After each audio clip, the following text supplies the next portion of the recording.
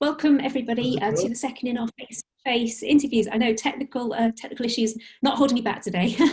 I'm really pleased to welcome Steve Byrne to join us this afternoon. Steve is the boss of Travel Counsellors, which is a network of more than 1,700, I believe, franchisees around the world, including more than 1,200 in the UK and Ireland. So a huge network of independent travel consultants and business owners.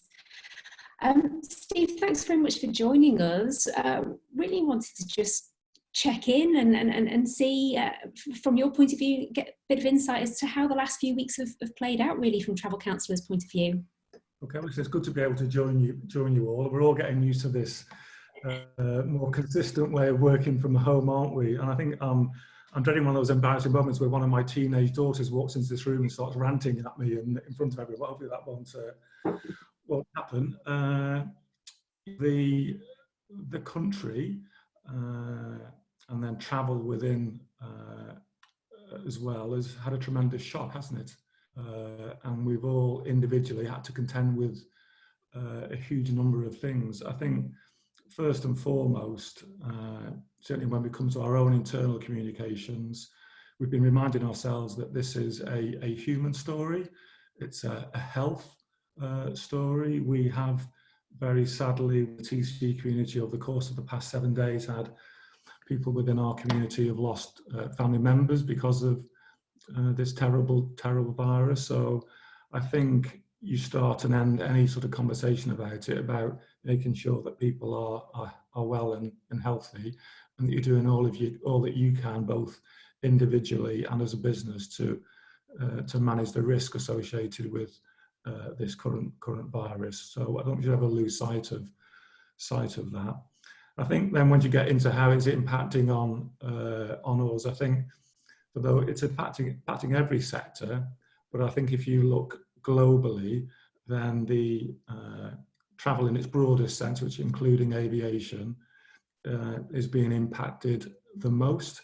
The immediate impact is bigger and likely to last longer than anything else that we have ever experienced in travel. And I've been in for too long, I'd long like to mention, but I've seen 9/11 and credit crunch, and this is by far and away the biggest challenge that we've faced as an industry. And we are all, as individuals and as businesses, having to do some things that we would not otherwise have done. So we're having to take some actions. Even this interview now being done from the comfort of our own homes, ordinarily probably wouldn't have done that. So we're all doing things that we may not otherwise have done, but I think it's important that we try and behave in a consistent way. Who we were as individuals and who we are as individuals and the values that we try and live our lives to haven't changed. And I don't think that this virus, notwithstanding the terrible impact it is having on people's lives and also livelihoods, it will require us to do some things that we would not have otherwise had to do, but it doesn't need to dictate how we behave and how we conduct ourselves and how we treat each other. So whilst as a business we are working through a number of things to make sure that we come through this and we bounce back from it, I'm also trying to remember and relate what we do back to the fact that first and foremost, let's make sure that people stay healthy and well.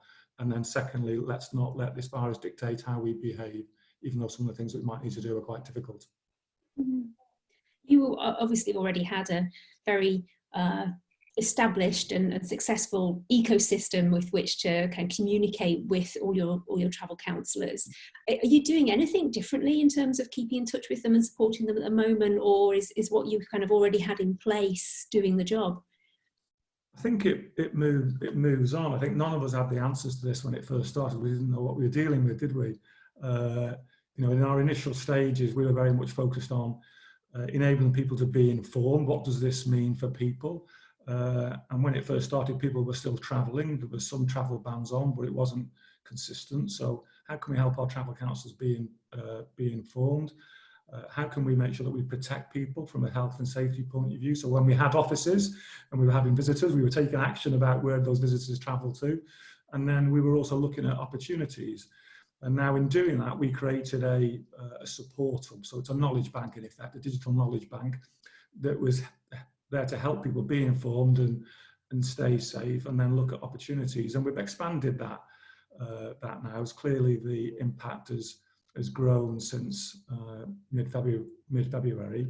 So that support hub or knowledge bank includes lots of different things for people. So it includes access to the latest government advice on support that might be available to them. It includes advice on how to stay well and healthy. It includes well-being advice. It includes advice on diet and exercise. Links to sources of advice that people can go to for help. We've created a welfare fund for people to support people who cannot get financial support from other means. And we've made our personal counselling service that is offered on a private and confidential basis. We have 2 personal counsellors, one in the UK and one in Australia. So we offer a 24/7 personal counselling service to people, travel counsellors and the support team, for people who need that private and confidential advice. And then we're putting a big focus on learning and development. So no matter where you are in your journey with us, no matter what role that you've got, what can you do to develop yourself during the course of the coming weeks and months?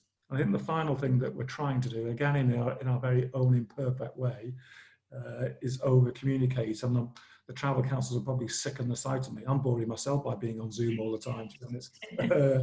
So we're trying to over communicate through media like this. So we are now working from home. We're doing at least three live webcasts a week,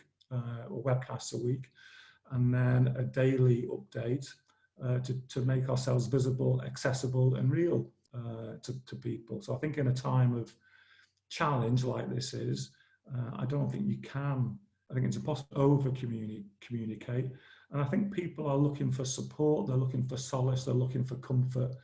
They're looking for community, both with inside and outside travel. The goodness that humanity has got is coming to the fore, and you want to make sure that you're given a vehicle for that within your own business. So that's what we've been endeavouring to do.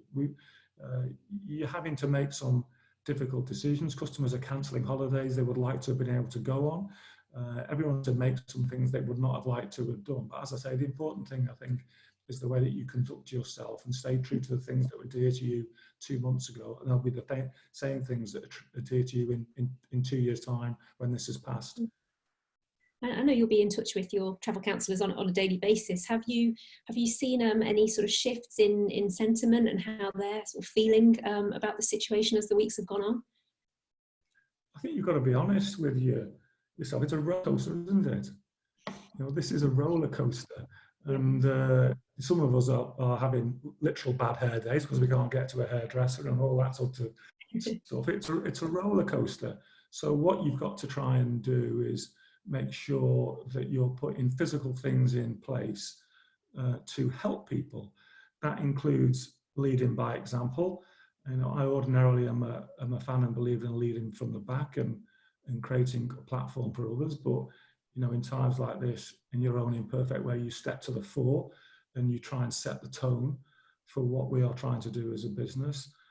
You put physical things in place so that people have got a shoulder of support, whether that's financial or other types of support. And you also, I think, encourage, like I'm sure you've got within your business, a culture that encourages camaraderie and community. And a lot of people like to do that face to face. They like to do it down the pub, or they do it in the office. And now people are doing it virtually. So you've got, you know, virtual quiz nights, or one of the things that's taken off in the TC community, which sounds very strange, but apparently people love it, is they're all rating each other's dinners at night and giving themselves really to the quality of the food that they're cooking. We've got, I'm definitely not showing my cheese on toast. And we've got virtual fitness things going on that people get involved in. And that is stuff that hasn't been orchestrated by the company. The culture and the type of people that we've got is facilitated. I think that is endemic right across society, where you've got people reaching out to help others. I think as a what you're trying to do in this, because there's so many things that you're contending with, you have to have some reference points to it. And one of our reference points is, to be able to say that we've done all that we can.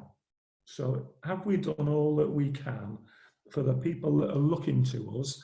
So that's our people, our customers, our regulators, our investors, our banks. Are we doing all that we can to manage those relationships, to take people with us on this journey, because it will pass.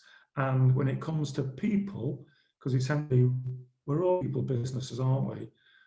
And people are the most important asset that we've got in a business.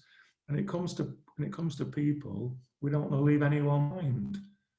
We want to do our damnedest not to leave anyone behind. And communication and the support things that I've talked about is a critical part of that.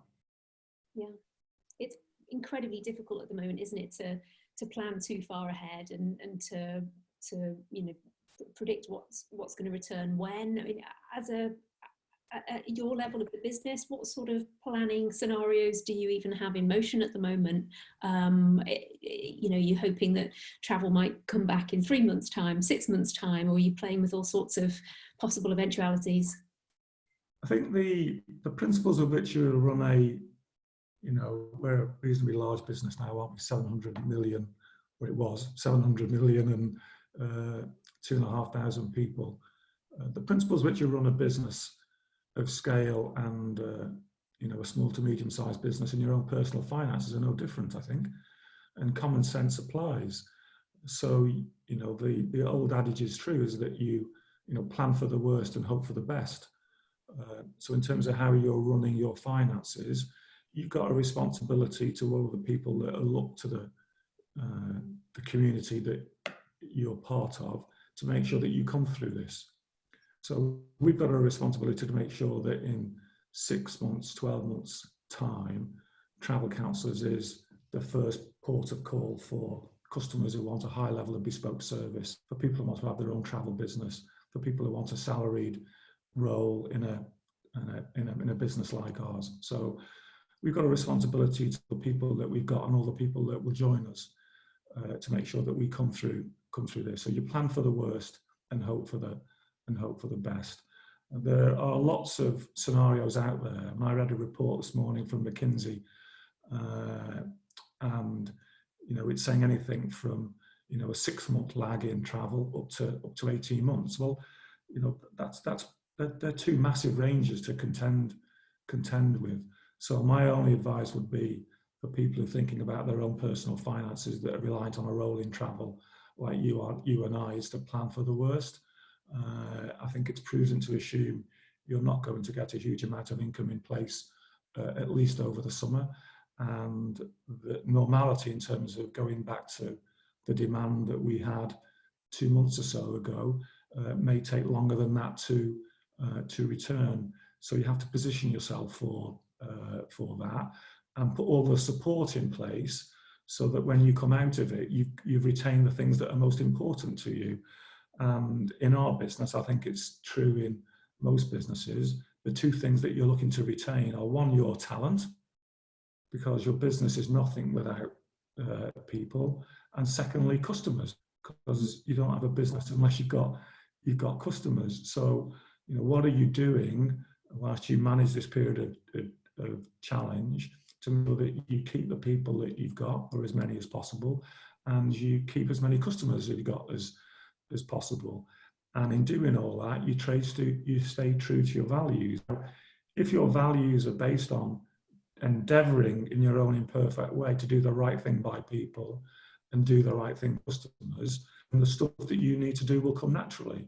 So in our case, for example, that means that there isn't a huge demand at the moment for people wanting to book new travel. There is dribs and drabs, but not a huge amount. But you can still play a really valuable role in reaching out to customers to see how they are. And people will respond positively to that. I had a lovely email this morning from a travel counsellor called the customer not due to travel until December. And the customer said, "You put a smile on my face because you just give me a call." So, that human touch, how are you? I'm not trying to sell you anything. I'm just trying to see how you are. That stuff counts, and that's what I would encourage people to do. It's the right way to go about business, and it's absolutely the right thing to do in the current situation that we are in, and that is about caring. Yeah. That is about caring. It's been quite interesting seeing those companies that have been criticised most on social media by angry customers. And I think one of the biggest gripes has been when they've just not been able to get through to anybody. No one's answering the phone anymore. Nobody's responding to emails. It's become this kind of faceless company that they can't get through to. And I think that, again, highlights just the real value of having a personal consultant that you can get through to. And even if there is no update, just having that contact and that reassurance that somebody is looking after you and checking for you at all times has to be valued more and more after this. I think that's the case. I mean, I think I'm bound to say that, aren't I? I'm a bit biased because that is our model. But I think if you look at people who are commentating on, any lasting trends from this, there is a craving for social interaction, a craving for human interaction, and in the context of travel, very sadly, people have had their holidays and trips cancelled. And it's been difficult for some to be able to get help and assistance. They've not been able to get through to someone, and when they've got through someone who doesn't know them from the next person. And we have picked up customers, not yet because they're not yet booking, but we have picked up customers where we've helped people get back home. And in those conversations, that customer has shared their story with others, for example, at the airport, and then we've helped others who've not even booked with us. And those customers said, in future I'll come back to you, because we've done that, and we may not have had a direct financial benefit from it, but it goes back to the heart of what you've rooted your business in. And I'm very conscious of people who are watching this who don't know the travel counsellors model. It can come across as a bit pious. We're an imperfect business, we're not for everyone, but it's a business that we try and live to our values, which is about caring, and it's about being personal, and it's about human interaction. We're not an online business. We don't have to do any online sales. We're a word of mouth business. We don't promote ourselves. All of our business comes from word of mouth and referrals. And I do believe that those businesses that come through this, those businesses that focus on the human touch and care and personal and personalisation, will bounce back stronger than others. And that's what we are endeavouring to do in our own imperfect way. Corporate travel is something that's become bigger and bigger for travel counsellors in the last few years. I've seen various reports that suggest business travel might come back even slower than leisure travel. We're getting so much more used to video conference calling, and questions around whether that might mark some long-lasting kind of change in the corporate travel sector. Is that something that worries you, or do you think for your corporate TCs, SME clients, they're going to kind of want to be traveling again just as soon? Yeah, I think it's far too soon to say. From the reports that I've read, you've got such a wide range in what people are saying might happen with demand, on overall travel demand, and then demand by country, and then demand across leisure and corporate. So I honestly am not going to bed worrying about the relative imbalance potentially between demand when it comes back between leisure and corporate. I don't think that's the sort of thing at the moment that is keeping you awake at night. You are focused, I think, on two or three things when you're running a business, or but I might be focusing on the wrong thing, who knows, so I might get found out soon. I think firstly thinking about, how do we get through this? How do we make sure that we get through this, and how can I help as many people as possible get through this? That's the first thing. And secondly, what can we do to make sure that we keep as many of our people and as many of our customers as possible? And that is, the primary way to do that is making sure that you communicate and keeping in touch with people and putting those support in place that I talked about. And then as things develop, then you increasingly start to think, you're starting to reimagine. So there's going to be part of what we are going through that we are going to want to keep. Very sadly, people have lost their lives. So we've gone through a terrible, terrible time. But we went into this as imperfect businesses. So we were carrying imperfections at the start of this. So in a time of reflection and reimagination, if you look forward in 12 months, 2 years, 3 years' time, you have to be agitated and focused and positive about the fact, I am determined, because this is now a mental battle as well as a physical battle. I am determined that in 3 years' time, when I look back, we've rebuilt something that was better than before. So you start to reimagine, what does that need to look like?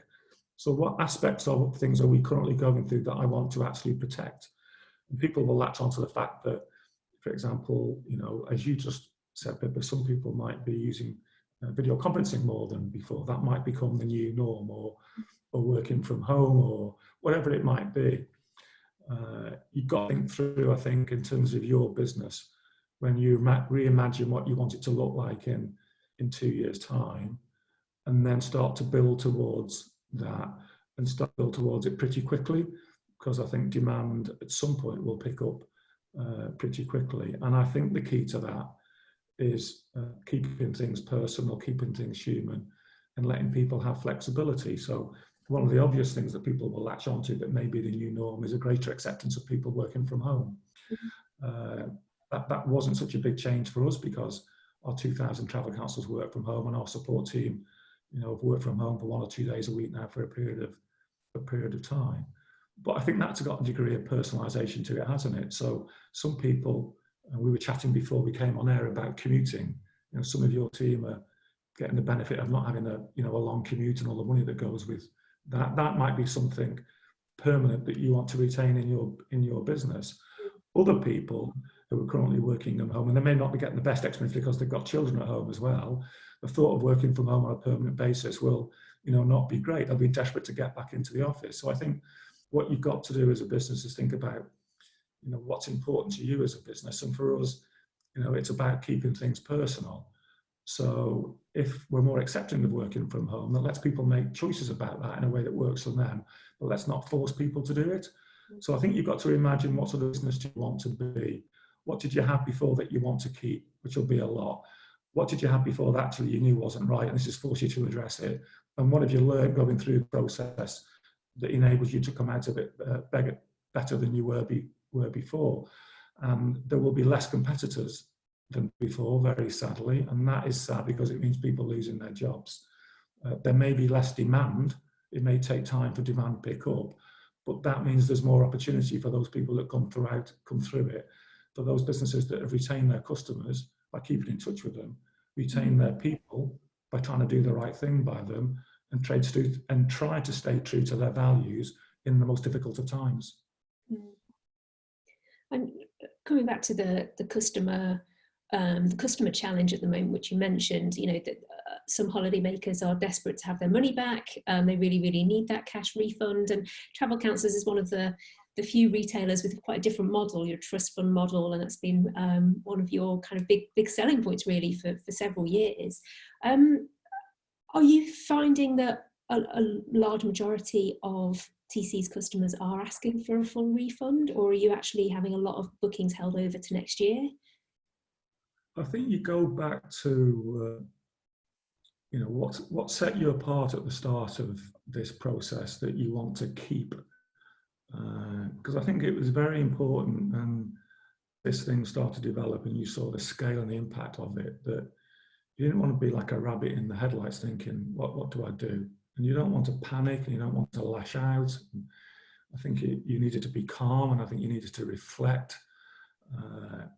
And I think part of the reflection is what makes you different as a business. And our difference as a business is that we keep things personal. So in the time of change, when customers are going through change, when they're having to cancel, or they're worried about future bookings, that do they cancel them now or do they wait, then this is where the business steps into its own, where the caring, trusted travel advisor, and Travel Counsellors doesn't have a monopoly on caring and trusted travel advisors.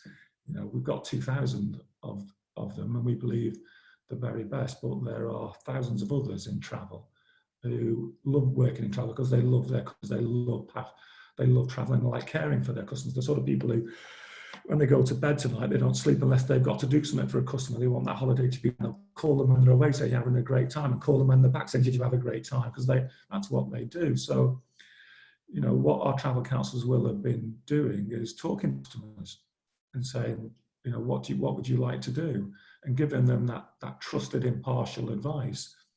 And you're not going to build a trusted relationship in the middle of this crisis from nothing. Yeah? You can do some things to help, but building trust takes many interactions and a consistent set of behaviours over a long period of time. But if you built that trust, then you start to have a conversation with the customer about what you want to do with this holiday, and take customer through the choices. And customers have got choices. They can rebook for another date. They can take a credit note if that's available from a supplier, or they can take a refund. And you work through those options with customers. I had, and this is the truth. I won't disclose the name, but I could share the email with you. On Easter Saturday, I was here at home trying to avoid the 3 teenage daughters, and I got a lovely email in from I've never spoken before, and they're a long-time booker of a travel counsellor, has been with us a long time, and said, I'm aware that my travel counsellor is going through a tough time. I know travel's going through a tough time. I used to work in all, and I'd like to be able to make an offer of sending my travel counsellor £300 a month as a remittance, a payment on account to help the course of the summer, and can that be offset against future holidays? Now, that is because that travel counsellor over a period of 15 years has forged a bond with their customer. So I think you treat every customer personally, you treat every customer differently, you get to understand what's right for them, and then you try the right thing by them. The thing that is the sticker to that is the sheer volume. It's the sheer volume that you're having now to deal with. That is the biggest issue, I think, in a lot of businesses. And ordinarily, in any one point of time, we'd have had less than 1% of customers cancelling. If you're looking a month ahead, you've got 100% people cancelling. And as a company, we act as both agent for other operators. So we're in the hands of the operators' terms and conditions. And then for our business, we're the tour organiser, where we've got more control over what we do, and a set of statutory requirements that we have to honour. So you work through it on an individual basis. I couldn't tell you today, because of the sheer volume of bookings that we're having to update, what the current ratio is between rebook, those that want to take some type of credit, and those that want to refund. But that's the process that we're going through, and we're trying to do it on a personal and caring basis. That's an amazing story about the customer who wanted to pay in instalments to help support their TC. Is that something you can facilitate for them? Yeah, we're obviously going to make it happen. I mean, it'd be terrible if we said, wouldn't it? I think the travel counsellor want to come into the house and kick my cat or whatever, or worse. So yeah, I mean, we've let the travel counsellor know, and then they'll work it through with the office and the customer. But listen, that's not the norm. But I think most people, if you built a trusting relationship leading into this, will be understanding and appreciative of what businesses are going through, what travel are going through. You can't abuse that trust, and to try and do the right thing. But you're seeing in and outside of travel reciprocity, and the people are hardwired on the whole. If you do something nice and they want to do something back, you got that story about this gentleman who's doing the laps around his garden, that he did something of his own back to do that, and then society has responded by contributing up to £12 million and more. That says something about what is happening in the broader community. And if you can leverage that type of feeling within your own relationships with customers and in your own community, then you've got something worth hanging on to. That's what I think. Yeah. Do you think, we've talked so much about package travel regulations and the financial protection side of this whole crisis, do you think that change might need to take place in the wider industry? I mean, your travel trust model works so well for travel counsellors anyway, but it's created just an unprecedented challenge, and it's perhaps easy to see the advantages of the travel trust model at the moment, perhaps something that travel companies will move more towards if they're able to. I think there's no doubt having the trust accounts that we've got, that one protects supplier money where we act as agent, and the other one protects when we act as the atoll provider. It means that for a period of time in looking at your working capital, i.e. the cash flow that you got in the business. You're running your business off your retained profits. You're not running it off customer receipts. That provides, I think, a certain diligence and robustness about how you run your business, and obviously it provides a comfort for customers and comforts for suppliers and regulators. The ability for companies to replicate that model is going to be severely limited as and when demand comes through, because they won't have the capital to be able to finance it. I don't think it's the deepest learning in all of this, I have to say. I think the deepest learning in all of this is about what you stand for and what you endeavour to do in your very imperfect way to live up to what the values of the business and what makes your model different. And our model is based on being personal, based on personalisation, it's based on caring, and it's based on building trusted relationships. Now, we don't do it with every customer. We don't do it with every person that's part of the community. You know, when I'm doing our live webcast, there'll be people watching that, or probably people not watching it, thinking I'm the biggest pillock on the planet and don't believe a word that I've got to say. I mean, you try your best, but you're not going to please everyone. But I think the biggest learning from this for me, and you're seeing it in society at large, is the innate demand for people to have relationships, to see the best in humanity, for that caring reciprocity. So build your business based on that, and you'll have a business that in 3 to 5 years' time will be able to withstand the next crisis that comes our way. Heaven forbid it won't be this again, but there'll be something else. I thought we'd see this, but there will be other things down the line. So all you can do is, I think, learn from it, make sure you come through it, but make sure you're building something that has got real provenance to it. And I think a business that does its best in its own imperfect way to build it, say, based on caring and being personal and all that is great about human connection. And in our model, that's human connection between a travel counsellor and the customer. And we endeavour to build that with our people in a way that is scalable through being visible through Travel Counsellors TV. Then I think that is the biggest learning for me. It's not for everyone, but that is something that I think we're going to hold on to and make even stronger as we move forward. But that's my opinion. I think there's probably some businesses at the moment which are just, you know, fighting fires every day and perhaps not yet able to take that step back and consider what they stand for and what they want to be in the future. But would you say it's never too late to start, you know, looking at your business in that sense? Because not all businesses are clear on their values and on their sort of purpose and mission, are they? But do you think it can still always be done and can always be a valuable exercise, even if you've not been the sort of business that's had that kind of approach before? Listen, I think whether you're a sole trader, someone pursuing a career, or someone doing your best to be sometimes a bit deep this, but you know, a parent or a partner, you've got to have a sense about, you know, why am I doing this? What's my purpose? And you know, when you start off, you know, entrepreneurs, when they start off, it'll be just, I need to survive. I've got to be able to pay my mortgage. And a lot of businesses will be in, and a lot of people will be in that position at the moment. But I think you've got to hang on to something bigger at the moment. You know, I made a joke about my 3 daughters, but you know, we've had the benefit of having some lovely holidays. I've got a picture in my mind of us being on holiday in a place that we've been to in the past in 12 months, 2 years, you know, and a lovely family dinner, and looking back and thinking we got through this, and you know, we try to do our best by people, but we'll make mistakes along the way. I think you've got to hang on to what is important to you as an individual, and remind yourself why you are doing it. And that's the same that is true of business. And I think most businesses, in their own way, are endeavouring to do something decent by their customers. Their models may be different to ours, and in their own way, on the whole, are trying to do the best by their people. And it may not be the right time today, but it will come pretty soon that you've got to start reimagining what you want your business to look like.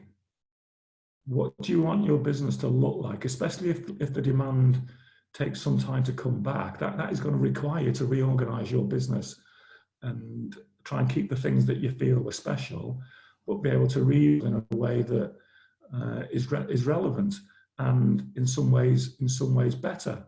So that phase of reimagination, you know, we're not fully into it yet because we are firefighting still, but it's definitely on your mind, and hold on to what you think is important to you, because that's what you're fighting to retain, isn't it? What is special to you? So, and I think that's the thing that inspires you and also keeps you awake at night, and that's the thing that gets you passionate and emotional about. Otherwise, what you're doing it for? You're doing it because you want to retain something that you believe in.